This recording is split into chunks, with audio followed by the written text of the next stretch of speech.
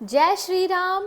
आशा करती हूँ कि आप बहुत स्वस्थ हैं। एक और बहुत सुंदर कथा जिसका शीर्षक है कि आत्मविश्वास कितना आवश्यक है। आत्मविश्वास कोई छोटी चीज़ नहीं है। आपने नोटिस किया होगा कि एक आत्मविश्वास, अति आत्मविश्वास नहीं, आत्मविश्वास और मधुर मोहक मुस्कान से भरा व्यक्ति आपके मन को मोह लेता है। उसकी कही बात आपके हृदय तक जाकर लगती है और आपको असर करती है। एक आत्मविश्वास से भरा व्यक्ति भले ही बहुत अच्छा उच्चारण ना करे, लेकिन उसका बोलना आपको सुखद लगेगा। वहीं कोई बहुत इंटेलिजेंट है, जिसके पास ज्ञान तो बहुत है, किंतु उस ज्ञान को देने का आत्मविश्वास नहीं है, तो वह व्यक्ति जीवन में बहुत कुछ नहीं कर पाएगा, बहुत कम कर पाएगा। तो कथा पढ़ते हैं। बहुत सुंदर कथा है कि आत्मविश्वास आवश्यक है। किसी भी कार्य को करते समय यदि मन में प्रबल इच्छा, प्रबल कि ये तो होना ही चाहिए, शक्ति और आत्मविश्वास रहता है तो कठिन से कठिन कार्य भी सरल हो जाता है। ये एक प्रकृति का नियम है कि आत्मविश्वास बल देता है और निरंतरता चुनौतियों से लड़ने का साहस देती है और कहीं ना कहीं से साधन जुड़ जाते हैं। इस विषय को समझाने के लिए जैन साहित्य में एक सुंदर कथा है।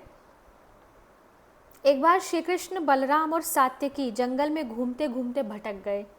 रात हो गई पर घर वापस जाने का रास्ता नहीं मिला। हार कर उन्होंने वन में ही एक बड़े पेड़ के नीचे रात बिताने का निर्णय लिया। जंगल काफ़ी भयानक था, अतः यह भी निर्णय हुआ कि तीनों में प्रत्येक क्रमशः 2 घंटे जागकर पहरा देंगे और बाकी 2 सोएंगे। सबसे पहले सात्यकी की बारी थी, वह जागकर पहरा देने लगा। श्री कृष्ण और बलराम सो गए।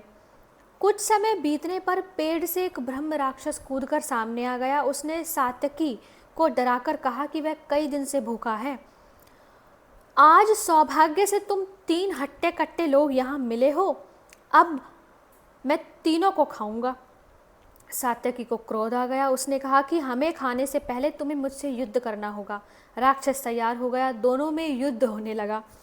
सात्यकी ने देखा कि जैसे जैसे समय बीत रहा है उसकी शक्ति कम हो रही है। दूसरी ओर राक्षस शक्ति और आकार में बड़ा होता जा रहा है। लड़ते लड़ते 2 घंटे बीत गए। अब जागने की बारी बलराम की थी। सात्यकी ने बलराम को जगाया और स्वयं सो गया। थोड़ी देर ही बीती थी कि वह राक्षस बलराम के सामने आ गया और तीनों को खाने की बात कहने लगा। बलराम भला कहाँ कमज़ोर पड़ने वाले थे, उन्होंने भी राक्षस के साथ युद्ध प्रारंभ कर दिया।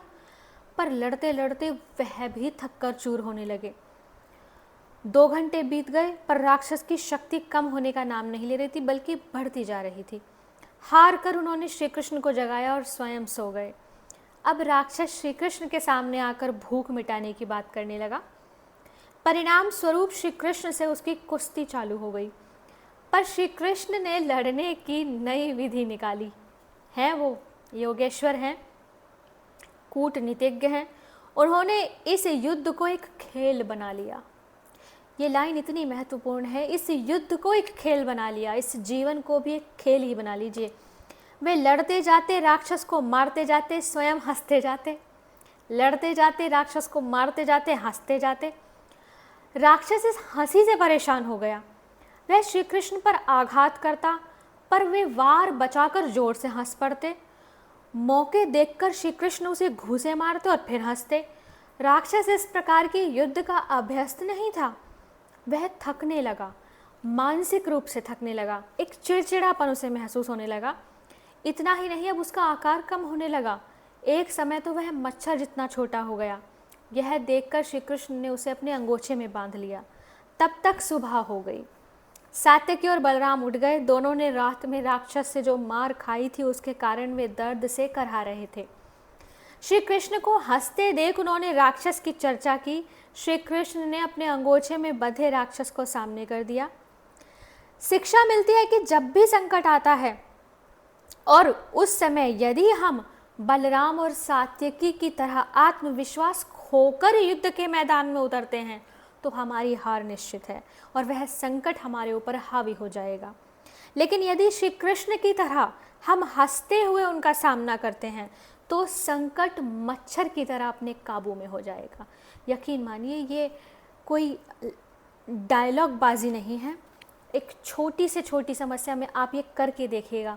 जब आपने ठान लिया कि मुझे इस चुनौती का सामना करना है, मुझे इस परिस्थिति को बदलना है, मुझे इस संकट से उबरना है, तो यह आपका आत्मविश्वास और खेल की तरह इस जीवन को लेना आपको कहाँ से कहाँ ले जाएगा।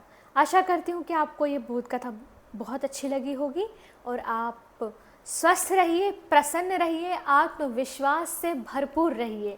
हरे कृष्णा।